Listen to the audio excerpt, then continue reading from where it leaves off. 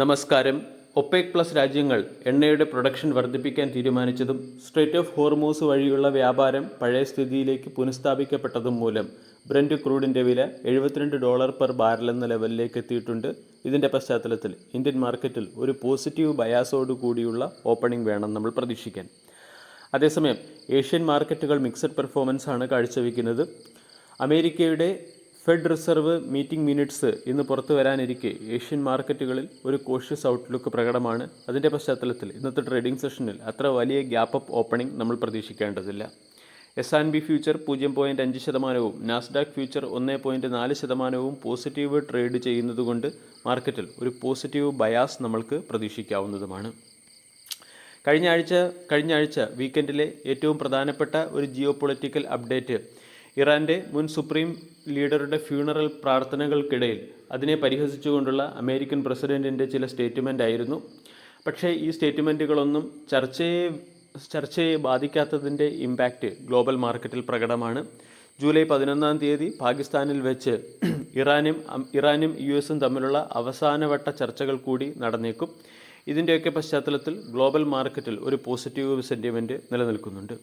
അതുപോലെ തന്നെ ക്രൂഡ് ഓയിലിൻ്റെ ഡിമാൻഡ് കേറ്റർ ചെയ്യുന്നതിന് വേണ്ടി ഒപെക് പ്ലസ് രാജ്യങ്ങൾ പ്രതിദിനം 18,000 ബാരൽ എണ്ണ എന്ന ഉൽപ്പാദന റേറ്റ് കൂടി നടപ്പിലാക്കാൻ തീരുമാനിച്ചിട്ടുണ്ട്. ഇതിൻ്റെ പശ്ചാത്തലത്തിൽ ബ്രന്റ് ക്രൂഡിൻ്റെ വില $72 പെർ ബാരൽ എന്ന ലെവലിലേക്ക് എത്തിയിട്ടുണ്ട്. ഇത് ക്രൂഡ് ഇമ്പോർട്ട് ചെയ്യുന്ന ഇന്ത്യയെ സംബന്ധിച്ചിടത്തോളമുള്ള ഒരു പോസിറ്റീവ് അപ്ഡേറ്റ് ആണ്. കൂടാതെ ഡൊമസ്റ്റിക് മാർക്കറ്റിന് ലഭിച്ചിരിക്കുന്ന ഒരു പ്രധാനപ്പെട്ട പോസിറ്റീവ് അപ്ഡേറ്റ് കഴിഞ്ഞ ദിവസം മുംബൈയിലും ഗുജറാത്തിലും റിപ്പോർട്ട് ചെയ്ത കനത്ത മഴയാണ്. ആൾറെഡി ജൂലൈ മാസത്തിൽ റെയിൻഫോൾ ഡെഫിഷ്യൻസി ഉണ്ടാകുമെന്നുള്ള പ്രഡിക്ഷൻ ഉണ്ടായിരുന്നെങ്കിലും ഈ റെയിൻഫോൾ ഡെഫിഷ്യൻസി കഴിഞ്ഞ ദിവസങ്ങളിൽ പെയ്ത കനത്ത മഴ മൂലം കുറഞ്ഞിട്ടുണ്ട്. 44% നിന്നുള്ള റെയിൻഫോൾ ഡെഫിഷ്യൻസി 24%ലേക്കാണ് കുറഞ്ഞിരിക്കുന്നത്. ഇത് മാർക്കറ്റിന് വളരെ വലിയൊരു ആശ്വാസമാണ് നൽകുന്നത്. ഇതിൻ്റെ പശ്ചാത്തലത്തിലും ഇന്നത്തെ ട്രേഡിംഗ് സെഷനിൽ മാർക്കറ്റിൽ ഒരു പോസിറ്റീവ് മൊമെൻറ്റം പ്രതീക്ഷിക്കാവുന്നതാണ്. ഫോറിൻ ഇൻസ്റ്റിറ്റ്യൂഷണൽ ഇൻവെസ്റ്റർ വെള്ളിയാഴ്ച നെറ്റ് ബയറായി മാറുകയും 4,350 കോടി രൂപയുടെ ബൈയിങ് നടത്തുകയും ചെയ്തു. അതേസമയം ഡൊമസ്റ്റിക് ഇൻസ്റ്റിറ്റ്യൂഷണൽ ഇൻവെസ്റ്റർ 1,950 കോടി രൂപയുടെ സെല്ലിംഗ് നടത്തി. ഫോറിൻ ഇൻസ്റ്റിറ്റ്യൂഷണൽ ഇൻവെസ്റ്റർ ബൈയിങ് കാറ്റഗറിയിൽ തുടരുകയാണെങ്കിൽ അത് ഇന്ത്യൻ മാർക്കറ്റിനെ സംബന്ധിക്കുന്ന ഒരു പോസിറ്റീവ് അപ്ഡേറ്റ് കൂടിയായിരിക്കും. ഇനി ടെക്നിക്കൽ അനാലിസിസ് നമ്മൾ പരിശോധിക്കുകയാണെങ്കിൽ വെള്ളിയാഴ്ചയിലെ ട്രേഡിംഗ് സെഷനിൽ 24,270 മാർക്കറ്റ് ക്ലോസ് ചെയ്തിരിക്കുന്നത്. അതേസമയം 24,280 സ്ട്രോങ് വോളിയം ബൈയിങ് നമ്മൾക്ക് കാണാൻ സാധിക്കുകയും ചെയ്യും. ഈ ഒരു സാഹചര്യത്തിൽ 24,340, 24,375 തുടങ്ങിയ സോണുകളാണ് പ്രധാന റെസിസ്റ്റൻസ് ആയി പ്രവർത്തിക്കുക. അതേസമയം 24,400, 24,500 തുടങ്ങിയ ലെവലുകൾ 24,380 മുകളിൽ മാർക്കറ്റ് സസ്റ്റെയിൻ ചെയ്യുകയാണെങ്കിൽ ഈ ആഴ്ച പ്രതീക്ഷിക്കുകയും ചെയ്യാം. മാർക്കറ്റിനെ സംബന്ധിച്ചിടത്തോളം 24,180, 24,200 തുടങ്ങിയ റേഞ്ചുകൾ മാർക്കറ്റിൻ്റെ സ്ട്രോങ് സപ്പോർട്ടായി പ്രവർത്തിക്കും. ഇന്നത്തെ ട്രേഡിംഗ് സെഷനിൽ സ്റ്റോക്ക് സ്പെസിഫിക് ആക്ഷൻ വരാൻ സാധ്യതയുള്ള ചില പ്രധാനപ്പെട്ട സ്റ്റോക്കുകളെ കൂടി പരിചയപ്പെടാം. ഒന്നാമത്തേത് ICICI bank. ICICI bank UK കമ്പനിയായ പ്രുഡൻഷ്യലിനെ അവരുടെ പ്രൊമോട്ടർ കാറ്റഗറിയിൽ നിന്നും ഇൻവെസ്റ്റർ കാറ്റഗറിയിലേക്ക് റീക്ലാസിഫൈ ചെയ്തിട്ടുണ്ട്. അതുകൊണ്ട് ICICI ബാങ്ക് എന്ന സ്റ്റോക്ക് ഇന്ന് മാർക്കറ്റിൻ്റെ ശ്രദ്ധയാകർഷിച്ചേക്കും. ഒരു പ്രമുഖ ബാങ്കായ ആക്സിസ് ബാങ്കിൻ്റെ Q1 ബിസിനസ് അപ്ഡേറ്റ് കഴിഞ്ഞ വീക്കെൻഡിൽ പുറത്തു വന്നിരുന്നു. Q1 ബിസിനസ് അപ്ഡേറ്റിൽ ബാങ്കിൻ്റെ അഡ്വാൻസസും ഡെപ്പോസിറ്റും യഥാക്രമം 2.3%, 2.8% വർദ്ധിച്ചിട്ടുണ്ട്. എന്നാൽ ക്യാഷ ഡെപ്പോസിറ്റ് 1.4% കുറഞ്ഞതിൻ്റെ പശ്ചാത്തലത്തിൽ മാർക്കറ്റ് ആക്സിസ് ബാങ്കിനോട് എങ്ങനെ പ്രതികരിക്കും എന്നുള്ള ഫാക്റ്റ് നമ്മൾ നോക്കേണ്ടിയിരിക്കുന്നു.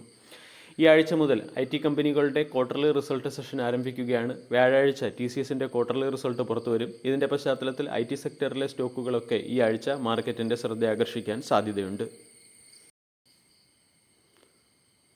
പേഷ്യൻസിൻ്റെ എണ്ണത്തിൽ വർധനവുണ്ടായതിനെ തുടർന്ന് മെട്രോപോളിസ് ഹെൽത്ത് കെയറിൻ്റെ Q1 ബിസിനസ് അപ്ഡേറ്റിൽ കമ്പനിയുടെ റവന്യൂ 16% വർദ്ധിച്ചിട്ടുണ്ട്. B2C വോളിയം ഗ്രോത്തും B2B വോളിയം ഗ്രോത്തും കമ്പനി റിപ്പോർട്ട് ചെയ്തതിൻ്റെ പശ്ചാത്തലത്തിൽ metropolis health care Q1 business അപ്ഡേറ്റിൻ്റെ പശ്ചാത്തലത്തിൽ മാർക്കറ്റിൻ്റെ ശ്രദ്ധയാകർഷിച്ചേക്കും. ഉത്കർഷ് സ്മോൾ ഫിനാൻസ് ബാങ്കിൻ്റെ ടോട്ടൽ ഡെപ്പോസിറ്റ് 2.7% വർദ്ധിക്കുകയും ക്യാസ 15% ഇയർ ഓൺ ഇയറിൽ ഇംപ്രൂവ് ആവുകയും ചെയ്തിട്ടുണ്ട്. കൂടാതെ റീറ്റെയിൽ ഡെപ്പോസിറ്റ് 14.7% ഇയർ ഓൺ ഇയറിൽ വർദ്ധിച്ചപ്പോൾ ടോട്ടൽ ലോൺ ഡിസ്ബേഴ്സ്മെൻറ്റ് 48.5% വർദ്ധിച്ച് 3,370 കോടിയായി മാറിയിട്ടുണ്ട്. Gross loan portfolio 2% year on ഇയറിൽ വർദ്ധിച്ചതിൻ്റെ പശ്ചാത്തലത്തിൽ ഉത്കർഷ് സ്മോൾ ഫിനാൻസ് ബാങ്ക് ഇന്ന് മാർക്കറ്റിൻ്റെ ശ്രദ്ധയാകർഷിച്ചേക്കും. മറ്റൊരു സ്റ്റോക്ക് നൈക്കയാണ്. നൈക്കയുടെ ക്വാർട്ടർലി ബിസിനസ് അപ്ഡേറ്റിൽ കമ്പനിയുടെ GMVയിലും NSVയിലും ഗ്രോത്ത് രേഖപ്പെടുത്തിയിട്ടുണ്ട്. കൺസോളിഡേറ്റഡ് റവന്യൂ ഗ്രോത്ത് 30% റേഞ്ചിൽ വർദ്ധിക്കാൻ സാധ്യതയുണ്ടെന്നാണ് മാനേജ്മെൻറ്റ് പുറത്തുവിട്ട റിപ്പോർട്ടിൽ പറഞ്ഞിരിക്കുന്നത്.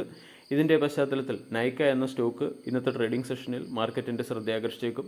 യെസ് ബാങ്കിൻ്റെയും ബിസിനസ് അപ്ഡേറ്റ് പുറത്തു വന്നിട്ടുണ്ട്. യെസ് ബാങ്കിൻ്റെ ലോൺ ഗ്രോത്ത് 18.4%, ഡെപ്പോസിറ്റ് ഗ്രോത്ത് 14.3%-മായി ഉയർന്നിട്ടുണ്ട്.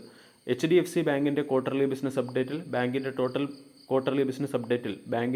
ഡെപ്പോസിറ്റ് 14.6% വർദ്ധിച്ച് 31.70 ലക്ഷം കോടിയായി മാറി. കാസ ഡെപ്പോസിറ്റ് 9.4% വർദ്ധിക്കുകയും ഗ്രോസ് അഡ്വാൻസ് 15.4%-ഓളം ഉയരുകയും ചെയ്തിട്ടുണ്ട്. Asset under management year on ഇയറിൽ 12.4% വർദ്ധിച്ചതുകൊണ്ട് HDFC ബാങ്കും ക്വാർട്ടർലി ബിസിനസ് അപ്ഡേറ്റിൻ്റെ പശ്ചാത്തലത്തിൽ മാർക്കറ്റിൻ്റെ ശ്രദ്ധയാകർഷിച്ചേക്കും. ഓൺ മൊബിക്വിക്ക് സിസ്റ്റത്തിൻ്റെ ക്വാർട്ടർലി ബിസിനസ് അപ്ഡേറ്റിൽ asset under management quarter to ക്വാർട്ടറിൽ 13%-ഓളം വർദ്ധിക്കുകയും കസ്റ്റമേഴ്സിൻ്റെ എണ്ണത്തിൽ 26%-ഓളം വളർച്ച കമ്പനി കൈവരിച്ചതായും റിപ്പോർട്ടിൽ പരാമർശിക്കുന്നു. മറ്റൊരു സ്റ്റോക്ക് കരൂർ വ്യാസ ബാങ്കാണ്. കരൂർ വ്യാസ ബാങ്കിൻ്റെ ഡെപ്പോസിറ്റ് 15% ഇയർ ഓൺ ഇയറിൽ വർദ്ധിച്ചപ്പോൾ ലോൺ 17%-ഓളം ഉയരുകയും ടോട്ടൽ ബിസിനസ് 16%-ഓളം വളർച്ച കമ്പനി നേടുകയും ചെയ്തതായി ക്വാർട്ടർലി ബിസിനസ് അപ്ഡേറ്റിൽ പരാമർശിക്കുന്നു. കോട്ടക് മഹീന്ദ്ര ബാങ്കിൻ്റെ നെറ്റ് അഡ്വാൻസ് 15%-ഓളം ഇയർ ഓൺ ഇയറിൽ വർദ്ധിക്കുകയും ടോട്ടൽ ഡെപ്പോസിറ്റ് 11.7% ഉയരുകയും ചെയ്തു. അതുകൊണ്ട് കോട്ടക് മഹീന്ദ്ര ബാങ്കും ഇന്ന് മാർക്കറ്റിൻ്റെ ശ്രദ്ധയാകർഷിച്ചേക്കും. വേദാന്ത പവർ പുറത്തുവിട്ട ബിസിനസ് അപ്ഡേറ്റ് പ്രകാരം കമ്പനിയുടെ പവർ സെയിൽസ് 38% ഇയർ ഓൺ ഇയറിൽ വർദ്ധിച്ച് 5225 മില്യൺ യൂണിറ്റായി മാറിയിട്ടുണ്ട്. കൂടാതെ ക്വാർട്ടർ 1 പവർ സെയിൽസിൽ ഇയർ ഓൺ ഇയറിൽ 245%-ഓളം വളർച്ച കമ്പനി കൈവരിക്കുകയും ചെയ്തു.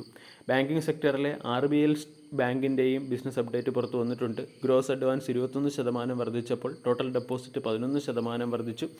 കാസ 36,462 കോടിക്കടുത്ത് ഏറെക്കുറെ ഫ്ലാറ്റായി തുടരുന്നുണ്ട്. ഇതിൻ്റെ പശ്ചാത്തലത്തിൽ RBL ബാങ്കിനെ ശ്രദ്ധിക്കാം. IDBI ബാങ്കിൻ്റെ ബിസിനസ് അപ്ഡേറ്റിൽ ടോട്ടൽ ഡെപ്പോസിറ്റ് 10% വർദ്ധിക്കുകയും നെറ്റ് അഡ്വാൻസ് 22% വർദ്ധിക്കുകയും കാസ ഡെപ്പോസിറ്റ് ഇയർ ഓൺ ഇയറിൽ 7%-അടുത്ത് ഉയരുകയും ചെയ്തു. വേദാന്തയുടെ ബിസിനസ് അപ്ഡേറ്റിൽ total metal production year on ഇയറിൽ 1%-ഓളം ഉയരുകയും 268 കിലോ ടണ്ണായി രേഖപ്പെടുത്തുകയും ചെയ്തിട്ടുണ്ട്. റിഫൈൻഡ് മെറ്റൽ പ്രൊഡക്ഷൻ 4%-ഓളം ഉയർന്നു. റിഫൈൻഡ് സിങ്ക് പ്രൊഡക്ഷൻ 6%-ഓളം ഉയർന്നു. സിൽവർ പ്രൊഡക്ഷൻ ഏറെക്കുറെ ഫ്ലാറ്റായി തുടരുന്നു.